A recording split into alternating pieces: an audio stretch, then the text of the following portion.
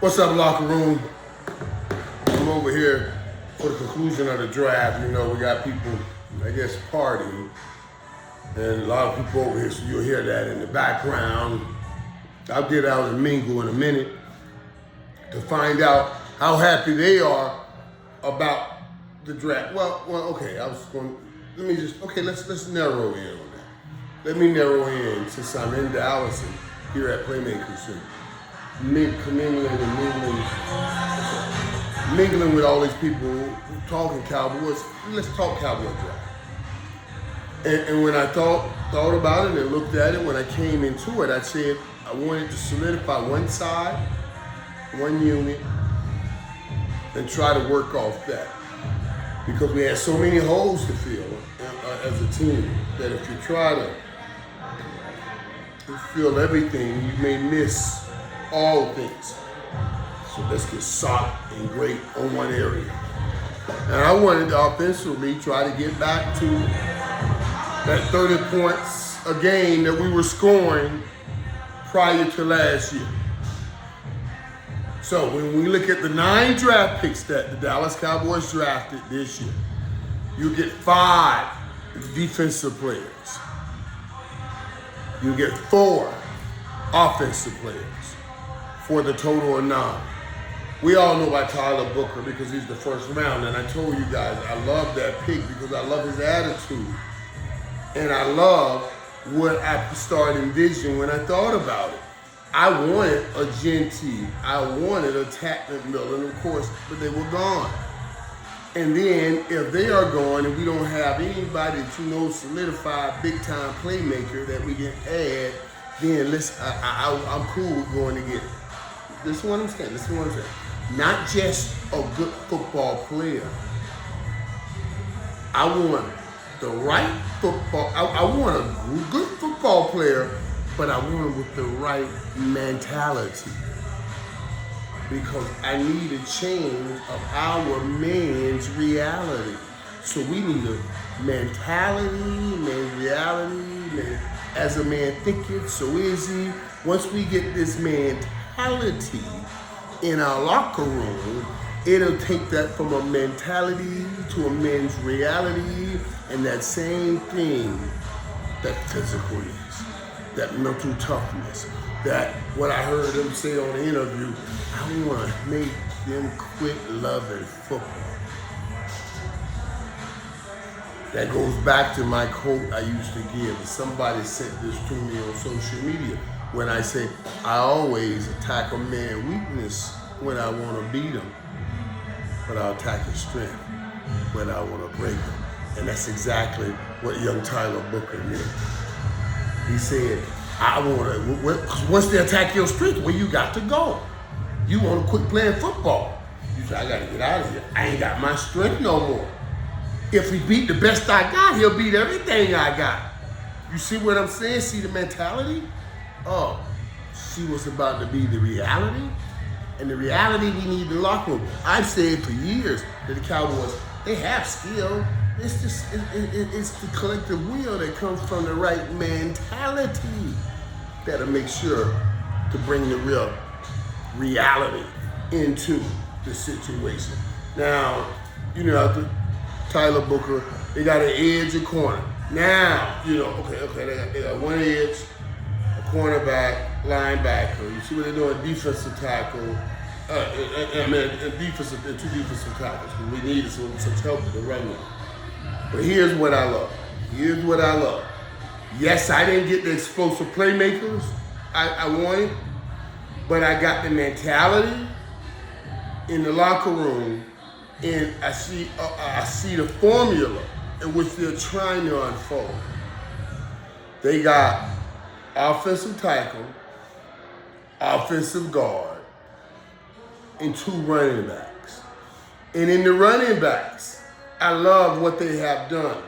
Jaden Blue, the running back from Texas, that's your lightning. Phew! That boy can run, he can go.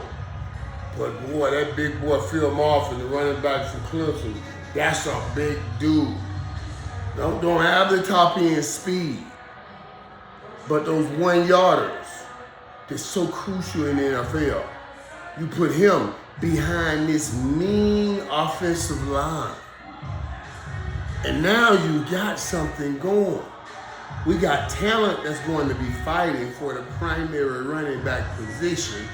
And we'll see who syncs up well with this offensive line to give us a chance. Now, here's why I say I'm good with this. Because we got opportunities now to solidify an offensive line and work toward being one of the best offensive lines in the NFL. So now with these running backs, the two we added and the two we got even this offseason, you can put together a great run game. I hope the George Pickens deal is still on the table because I didn't see any receivers coming in here. And Jerry promised something good or something prior to, even right after. I don't know how the money thing will work out, but yeah, I hope we're still in the hunt because we get in the hunt for one more receiver.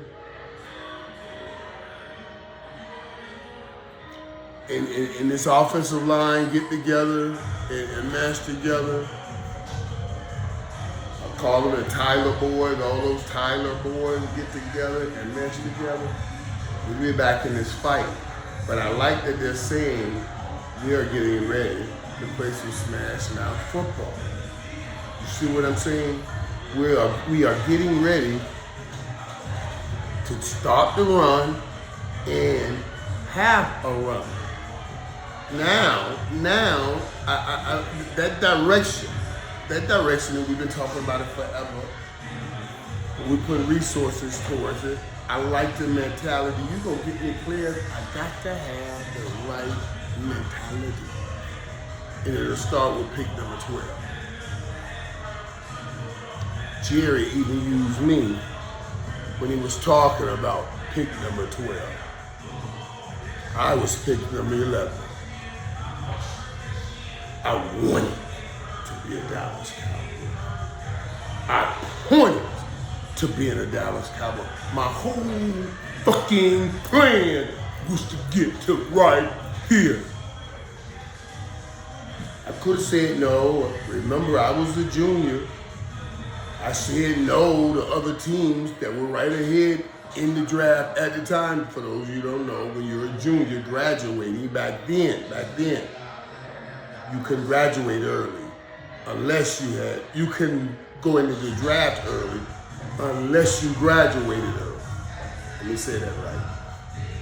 So I graduated after my junior year and declared for the draft. Now they can just declare. You couldn't do that then. But what it does do is give you power over the draft. So other teams, any team had to call me before they could draft me. And Green Bay called, I said no. I wanted to play for Dallas. So when I got here, I was ordained to be here. My dad and I, we watched the team. This is what I felt with this kid. When I saw this kid, this is what I felt. This is what I know. And that's what I'm saying.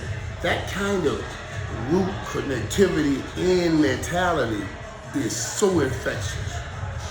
And we need it in the locker room. And let me tell you what we get it. You're getting what you need in that locker room. At the same time, you're getting some of that shit that's been killing us out of the locker room. I hope DeMarcus Lawrence has a great career where he's going. I hope he has a great career. But the reality is, whenever we got division, two people with vision. That was Michael Parsons, DeMarcus Lawrence. Two visions. That means we divide division and mean divide division. Break it down. That means you got a division. Whatever we had visualized for our defense, the vision was going to die because we had two people trying to be the head of it. You see, so now we got force on the run game on one side and force on stopping the run on the other side. Now we got a chance to do something. Here is where I'm gonna need Dak to just make the plays when it gets time. I need CD to make the plays when the opportunity confronts itself, but we still do need one more big time playmaker. No doubt. And we got to get them somehow in the free agents. I'm just saying, I don't want to wait on the guys to come. And if they do show up and play great, the guys we have, that's great. That'll be a bonus. But we need some new blood too. And we get that, the new blood receiver with this draft. I think he set him up pretty good to see what he has. He set up Ryan Shaw now. Let's go see what he has. Because what I'm saying is, if you can come up with a run game, now, let me see your creative designs in the passing game. Let me see where you come up with a scheme that'll beat that scheme and make all of this work. That's what I'm looking for. That's my thought on the Cowboys job.